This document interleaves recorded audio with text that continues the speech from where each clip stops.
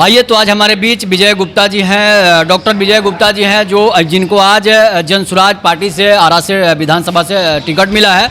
सबसे पहले आपको टिकट मिलने पर हार्दिक बधाई। धन्यवाद आप सभी का और यहाँ की जनता का, जिन्होंने अपना सर्वे के माध्यम से एक बेहतर रिजल्ट मेरे पक्ष में दिया, जिसके वजह से जनसुराज के शीर्ष नेतृत्व के नज़र में ये आया और उन्होंने हमें ये मौका दिया कि मैं अपने आरा का नेतृत्व कर सकूं। टिकट लेने में कितनी परेशानी है? कोई परेशानी नहीं, ये तो एक ट्रेनिंग की तरह था।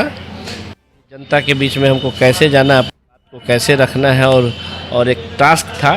टास्क मैंने पूरा किया कि जो ये टास्क ऐसा नहीं है कि बिना मतलब का फिजूल का टास्क था। ये टास्क था कि एक जनप्रतिनिधि को जनता के बीच में कैसे जाना चाहिए, जनता की अपेक्षाओं पे आपको कैसे खरा उतरना चाहिए, जनता को ये बताने के लिए कि जनता को वोट क्यों दिया जाता है, जनता को जनता वोट किन मुद्दों पे देगी। इसलिए कि टिकट लेने के लिए बहुत काफ़ी आ रहा है कि बड़े बड़े हस्ती, बड़े बड़े लोग लगे हुए हैं। बिल्कुल हस्ती नहीं, सब जनसुराजी है और जनसुराजी में कोई ना बड़ा है ना छोटा है। और अभी जो हमारे जनसुराज के कार्यकर्ता टिकट से वंचित रह गए, उनको निश्चित तौर पे मायूस होने की ज़रूरत नहीं है, क्योंकि जनसुराज की प्रक्रिया ऐसी है कि सरकार बनाने में केवल विश्वास नहीं रखता है, बल्कि व्यवस्था परिवर्तन और बिहार परिवर्तन, ताकि एक बेहतर समाज का निर्माण हो। और बेहतर समाज का जब निर्माण होगा तो लोग यहाँ टिकट और ये सब चीज़ से बहुत ऊपर उठ चुके होंगे। अच्छा विजय गुप्ता जी, आप जनसुराज से टिकट लेकर आए हैं, क्या किन किन मुद्दों को लेकर आप जनता के पास जाएंगे ताकि जनता आपको सपोर्ट करे, वोट करे? देखिए, अगर बात करें घिसी पिटी अंदाज में तो वही नली गली रोड स्कूल हॉस्पिटल, लेकिन मैं इससे ऊपर एक सिंपल सा बात, आरा की ताकत क्या है। तो आरा की ताकत इसकी भौगोलिक स्थिति है। आरा की ताकत पटना से इसकी नज़दीकी है और पटना से नज़दीकी होने की वजह से आरा में बहुत सारी ऐसी खूबियां हैं जो दिल्ली के बगल के राज्य की कुछ एक जगह की है, जैसे गुड़गांव, नोएडा, फरीदाबाद। तो सिंपली वहाँ पे जो डेवलपमेंट हुआ वो इसलिए हुआ कि वो एक कैपिटल टेरिटरी रीजन था। तो मेरा मानना है कि आरा को अगर स्टेट कैपिटल टेरिटरी रीजन की तरह देखा जाए तो खुद ब खुद सारी व्यवस्थाएं यहाँ पे इम्प्रूव कर जाएंगी। खुद ब खुद चौड़ी चौड़ी सड़कें हो जाएंगी, नली गली की व्यवस्था अच्छी हो जाएंगी, वाटर लॉगिंग के लिए एक बेहतर व्यवस्था हो जाएगा, बढ़िया स्कूल हो जाएगा। स्कूल कॉलेज और हॉस्पिटल आज भी बहुत ख़राब नहीं है, लेकिन यहाँ पे इम्प्लीमेंटेशन जो हो रहा है, जो वहाँ के वर्कर है उनके बीच में सामंजस्य सही नहीं होने की वजह से हो रहा है। और सामंजस्य सही इसलिए नहीं हो रहा है क्योंकि जो मुखिया यहाँ का है कभी चाहा ही नहीं कि सामंजस्य सही हो, क्योंकि जब व्यवस्था गड़बड़ होगा तभी उनके लिए भ्रष्टाचार का एक मुख्य स्रोत होगा। और मेरा प्रयास ये है कि जो भी व्यवस्था है शुरुआती दिनों में, जो भी व्यवस्था है उसमें बेहतर आउटकम कैसे निकाला जाए। क्योंकि अगर हम मैनेजमेंट की बात करें तो मैनेजमेंट का मतलब ये नहीं कि आपके पास संसाधन भरा पड़ा है तब रिजल्ट दे। तब तो संसाधन अगर आपके पास होगा तो रिजल्ट सभी को ही देंगे, लेकिन मैनेजमेंट ये है कि जो आपके पास उपलब्ध संसाधन है इसमें बेस्ट आउटकम कैसे दे। तो मेरा प्रयास ये रहेगा कि लोगों से बात करके, इंस्टीट्यूशन में जो भी वर्कर्स हैं उनसे बात करके, मोहल्ले टोले में सरकार की योजनाएं और वहाँ के लोगों के बीच में सामंजस्य बैठा के कैसे बेहतर तरीके से डिस्ट्रीब्यूट किया जाए कि ताकि समाज को सरकारी योजनाएं जो हैं वो लगे कि सही रूप में कार्यान्वित हो रही है और उनको उसका सुविधा मिल रहा है। अच्छा विजय गुप्ता जी, आप एक डॉक्टर हैं, आप क्लिनिक चलाते हैं, उसके बाद जैसे कि आरा के जो वर्तमान विधायक हैं और वो यहाँ से जीतने के बाद जो है वो दिखाई नहीं देते हैं, और आप कहीं ऐसा नहीं ना होगा कि आप चुनाव जीतने के बाद जो है फिर जनता को दिखाई नहीं देंगे, फिर वही स्थिति? इसकी जनता जो सर्वे में मेरे लिए वोट किया इसी वजह से किया, क्योंकि 2013 में पढ़ाई करके जब मैं यहाँ आया, चूँकि 2013 तक तो मेरा पलायन ही था, पढ़ाई करके जब यहाँ आया उस समय से आज तक मुश्किल से महीने भर के लिए घूमने या 2 महीने के लिए, अभी तक 10-12 साल में 50 से 60 दिन से ज़्यादा मैं बाहर नहीं रहा हूँ। तो जब मैं लोगों के बीच में रहूँगा तो निश्चित सा बात है कि लोगों को मेरे पास पहुँचना ज़्यादा आसान होगा। अभी आप अगर यहाँ होंगे, लोग पहुँचेंगे, तो आप चाह के भी उनके समस्या को अनदेखा नहीं कर सकते हैं, क्योंकि अभी की जो स्थिति है, जीतने के बाद मंत्री और सांसद विधायक अपने क्षेत्र में होते ही नहीं है। और रीज़न क्या है? तो रीज़न ये है कि लोग बहुत सारे जगह फ्लाइंग कैंडिडेट लोग हैं, क्योंकि आज के डेट में चुनाव लड़ना लोगों के दिमाग में है कि टिकट बिना पैसे से नहीं मिलेगा। उस मिथक को प्रशांत किशोर ने तोड़ा और आपके सामने जन सुराज का प्रत्याशी डॉक्टर विजय गुप्ता। अच्छा विजय गुप्ता जी को एक और समस्या का सामना करना पड़ेगा, इसलिए मैं आपको बता रहा हूँ कि आप चुनाव लड़ रहे हैं, आप यहाँ जन सुराज के कैंडिडेट हैं, जनता आपके पास आएगी और बोलेगी कि भाई आप चुनाव लड़ रहे हैं और हमको फ्री में इलाज कीजिए। देखिए ऐसा है कि इलाज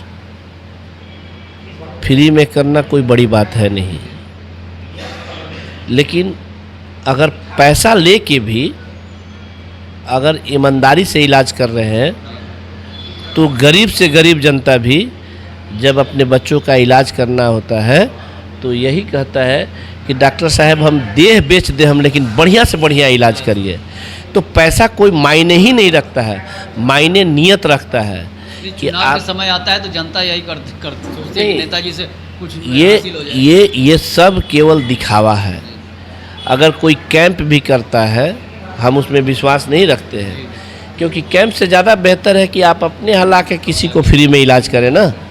कैंप में आप केवल विजुअल इंस्पेक्शन करके किसी के बीमारी को आप क्या देख लेंगे? तो इसीलिए फ्री में देखना और नहीं देखना बहुत बड़ा मुद्दा जनता के लिए नहीं है। जनता के लिए मुद्दा है कि आप बेहतर तरीके से देख रहे हैं कि नहीं देख रहे हैं, बेहतर उनको सलाह दे रहे हैं कि नहीं दे रहे हैं। अगर आप बेहतर सलाह देंगे तो ये पैसा, यही आदमी यहाँ 100 रुपये में इलाज कराता है, पटना जाता है तो 500 देता है और दिल्ली जाता है तो 5000 लग जाता है। तो पैसा कोई मायने ही नहीं रखता है, मायने केवल नियत रखता है। अच्छा विजय गुप्ता जी को जनसुराज ने टिकट दिया है आरा से, कि मतलब किस आधार पर दिया है? कि सबसे ज़्यादा बढ़िया वोटर हैं यहाँ पर, या फिर इनकी काबिलियत पर, या फिर अपने जनता के सवाल? जनसुराज में कास्ट फैक्टर है ही नहीं। जनसुराज तो आरा में सबसे अधिक बनिया जाति की है? नहीं, सबसे ज़्यादा संख्या तो राजपूत जाति की है। सबसे अधिक बनिया जाति की। आप शहरी क्षेत्र में केवल करेंगे तो आरा आरा विधानसभा में नहीं, राजपूत जाति की सबसे, इसका मतलब आपका अवलोकन गलत है। मेयर के चुनाव के समय 82,000। तो मेयर के चुनाव केवल शहरी क्षेत्र का चुनाव था, लेकिन विधानसभा का चुनाव शहरी और ग्रामीण दोनों का होता है। तो जब दोनों को आप देखेंगे तो यहाँ संख्या तो राजपूत जाति की है। और हम समझते हैं कि राजपूत जाति और कोई अन्य जाति या बनिया जाति अब इस सब चीज़ से ऊपर उठ चुका है। जाति कोई आधार ही नहीं है चुनाव जीतने का। चुनाव जीतने का आज के समय में केवल मुद्दा है और सामने वाले जो प्रत्याशी हैं उनका नियत। जनता अगर नियत को सही से भाप ले तो किसी भी आप। एक बात और आपसे जानेंगे कि जो बनिया वोटर हैं वो कोर बीजेपी के वोटर हैं, कैसे आप उनको फेस करेंगे, कैसे अपने मिलाएंगे? नहीं, ऐसा कुछ नहीं है, ऐसा कुछ नहीं है कि जनता बनिया वोटर कोर बीजेपी के वोटर हैं। बनिया वोटर बहुत मासूम से वोटर हैं, उनको आप किसी भी डायरेक्शन में मोड़ सकते हैं, चूँकि वो बेचारे सुबह में काम करते हैं तो शाम में उनके घर का चूल्हा जलता है, मजदूर की तरह है। फिक्स इनकम का सोर्स को यहाँ पे व्यापार करना मुश्किल हो जाएगा। इसीलिए बनिया वोटर बीजेपी का वोटर नहीं है, मजबूरी में बीजेपी को देता है।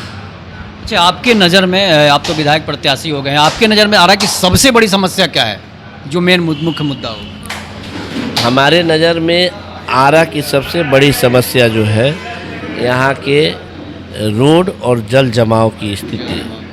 दूसरा चीज़, यहाँ जो है किसी के इर्द गिर्द खुली हवा में सांस लेने का कोई जगह नहीं है। ले दे के केवल एक रमना मैदान बचा हुआ है, जबकि आरा विधानसभा क्षेत्र बहुत बड़ा क्षेत्र है।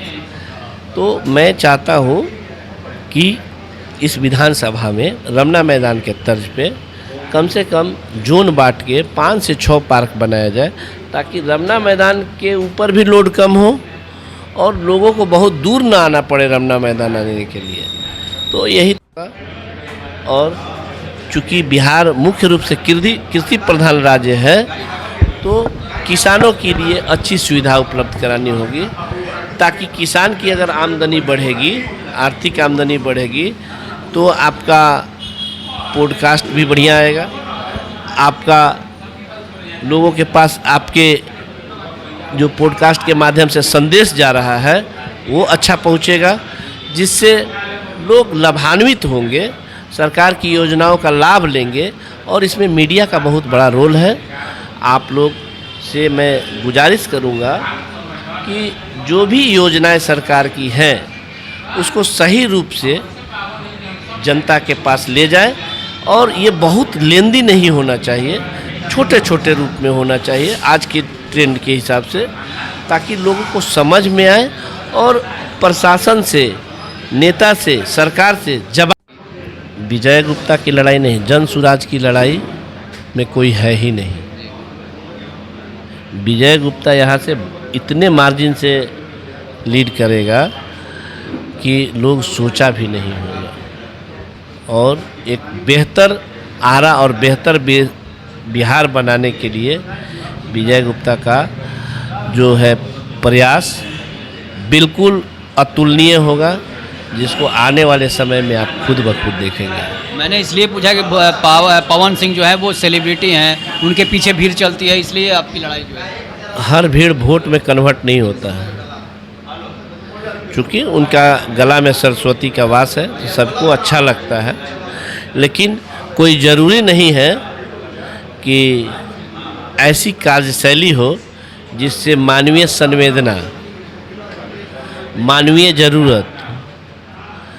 और एक बात और आखिरी में आपसे जानना चाहेंगे कि जन सुराज ने एक चीज़ की घोषणा की थी कि जहां मुस्लिम कैंडिडेट रहेंगे वहां हम अपनी कैंडिडेट नहीं उतारेंगे, ये उन्होंने गलती करी है या फिर इसको ये प्रशांत किशोर जी इसको वो क्या बोल रहे हैं और मीडिया उसको तोड़ मरोड़ के बोल रही है।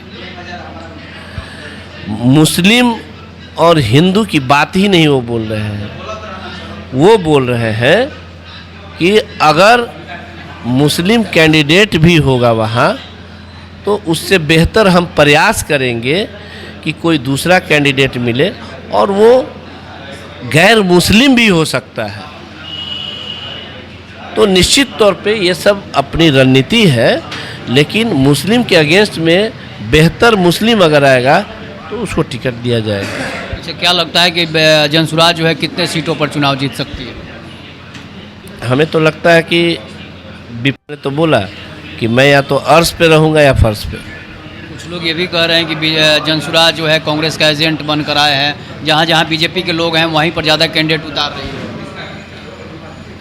बिल्कुल, अब कुछ लोग तो बीजेपी का भी बी टीम बोल रही है, तो इसके पीछे अब सोचने की समय निकल चुकी है। अब इस पे चर्चाएं बहुत हो चुकी है, और बी टीम को भी वैसा ही झेलना पड़ रहा है और ए टीम को वैसा ही झेलना पड़ रहा है, क्योंकि प्रशांत किशोर तो सबका चिट्ठा निकाल दिए हैं।